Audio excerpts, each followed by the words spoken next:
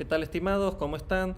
Llegamos al tema 1 del capítulo 3, en el que tendremos algunas indicaciones o algunas consideraciones a la hora de realizar la construcción de nuestros distintos gráficos estadísticos.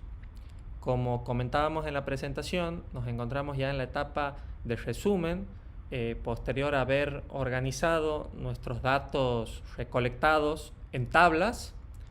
Este esquema es el que de alguna manera resume lo que nosotros pretendemos hacer a lo largo del capítulo 3.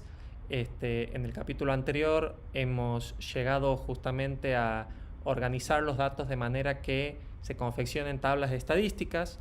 Luego nosotros debemos, como investigadores, decidir, de acuerdo a una serie de factores y de características, cuál es el gráfico más apropiado para que luego, en este paso 3 que nosotros reflejamos aquí, podamos finalmente construirlo.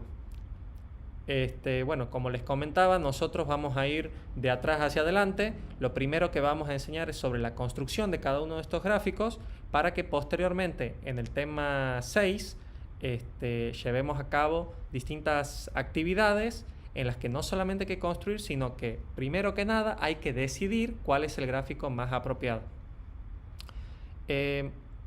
Una cuestión importante a la hora de construir nuestros gráficos estadísticos son sus distintos elementos. Fíjense que aquí yo les menciono algunos que por lo general no deben faltar en ningún gráfico. Un gráfico tiene que ser, si bien tiene que tener información resumida, debe ser claro y preciso respecto al qué, cómo, cuándo, dónde.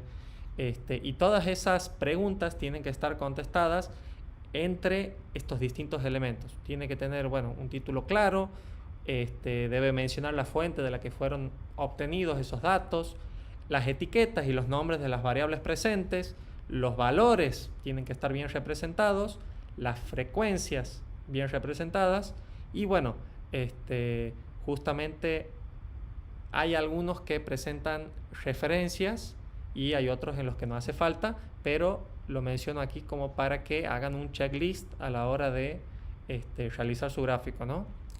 Además, sepan que los gráficos pueden ser sometidos a distintas clasificaciones. Las más importantes son las 3 primeras, luego hay una cuarta de tipo estética que ahora la veremos, pero sepan que de acuerdo a si tenemos una tabla de simple entrada o una de doble entrada, esto se traduciría en si tenemos una sola variable o tenemos dos variables estudiadas en simultáneo, corresponden unos u otros tipos de gráficos. El tipo de variable también es importante.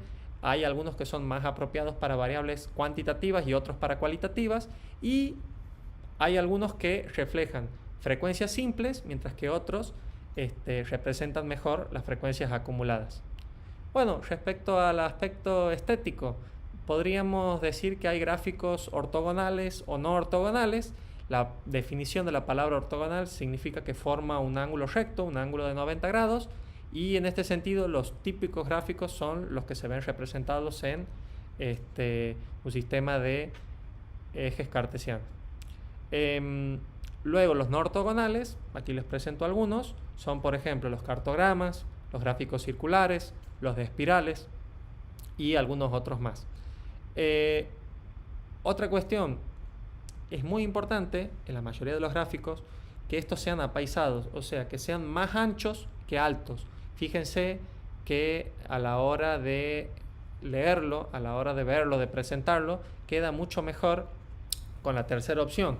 Eso es lo que nosotros buscamos también transmitir y de alguna manera se exige que cumpla con esta condición.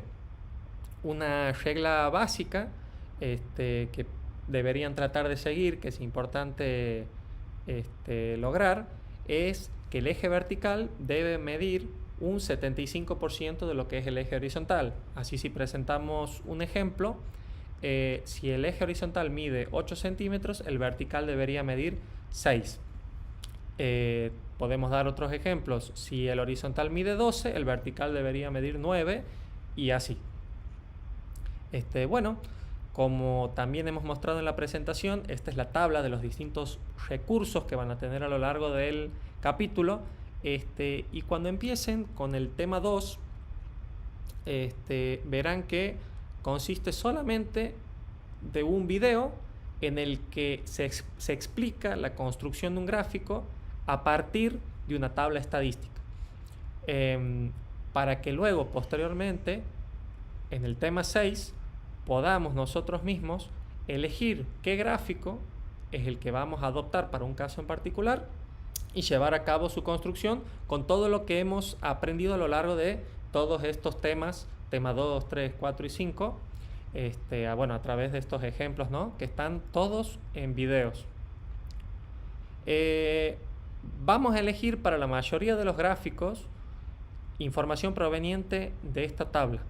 Y bueno, paso a explicar por qué elegimos una sola tabla para realizar distintos gráficos.